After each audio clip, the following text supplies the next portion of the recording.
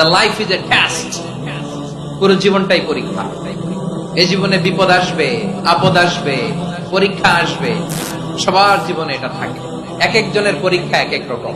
আমার পরীক্ষা একরকম, মাসুদ ভাইয়ের পরীক্ষা একরকম, চৌধুরী সাহেবের পরীক্ষা একরকম, আপনার পরীক্ষা একরকম, উনার পরীক্ষা আবার আরেক রকম। পুরো পৃথিবীটাই পরীক্ষা ক্ষেত্র, সবাই পরীক্ষা দিচ্ছি, কিন্তু কারো পরীক্ষা প্রশ্নের সাথে কারোটার মিল নাই। সুবহানাল্লাহ পড়বেন না? পুরোটাই পরীক্ষা ক্ষেত্র, সবাই পরীক্ষার্থী, কিন্তু প্রশ্নপত্র একটার সাথে আরেকটা মিলে না। One doesn't match the other. একজনেরটার সাথে আরেকজনেরটা মিলে না।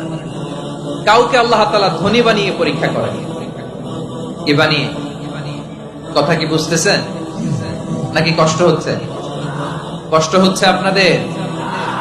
কাউকে আল্লাহ ধনী বানিয়ে পরীক্ষা করেন, আবার কাউকে আল্লাহ তাআলা গরিব বানিয়ে পরীক্ষা করেন, কাউকে আল্লাহ অসুস্থ বানিয়ে পরীক্ষা করেন। কেউ দেখবেন যে দুরারোগ্য ব্যাধিতে আক্রান্ত, ডাক্তার বলেছে আর সময় নাই, দুরারোগ্য ব্যাধি, ক্যান্সার, যার নেই কোনো অ্যান্সার, তার জন্য পরীক্ষা হচ্ছে এই রোগ।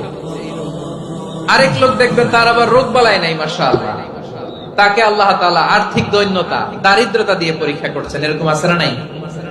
টাকা পয়সা নাই, দিন আনে দিন খায়, যা আছে তাতে চলে না, এটা তার জন্য পরীক্ষা। আবার আরেক শ্রেণীর লোক দেখবেন তাকে আল্লাহ অসুস্থতাও দেয় নাই, দারিদ্রতাও দেয় নাই, তার দাম্পত্য জীবনের সমস্যা আছে না নাই? স্ত্রী কথা শোনে না, অথবা ছেলে মেয়ে কথা শোনে না। তাহলে পরীক্ষা সবার জীবনে আছে, এক একজনের পরীক্ষাটা এক এক রকম।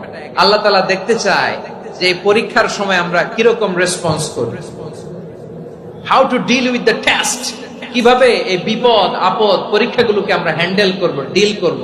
এটা হচ্ছে আজকের আলোচনার বিষয়। বুঝতে পেরেছেন সবাই?